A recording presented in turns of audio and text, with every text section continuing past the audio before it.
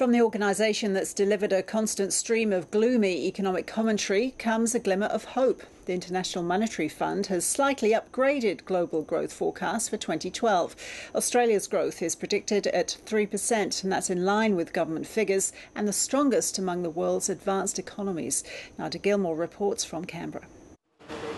3 months ago, it was predicting more doom and gloom for the global economy, but the IMF's latest review shows a turnaround. It's upgraded its world outlook for the first time since January last year with a warning.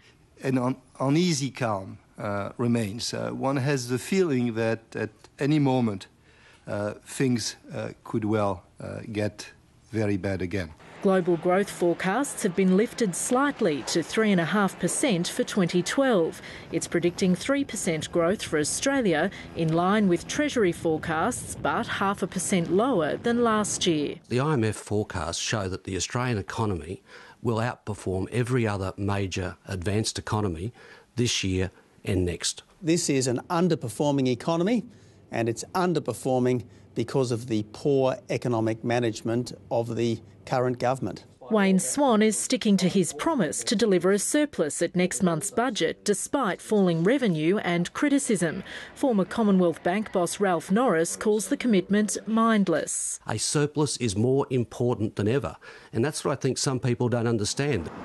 The Treasurer's heading to Washington today for meetings with G20 finance ministers and the IMF. The Monetary Fund has warned Australia remains vulnerable to world markets. Putting in place a surplus is a responsible thing to do. It's a buffer against the global uncertainty. Boosting productivity at home is also high on the government's priority list. While the IMF is predicting unemployment here will stay steady, the government's hoping to lower it by getting older Australians back to work.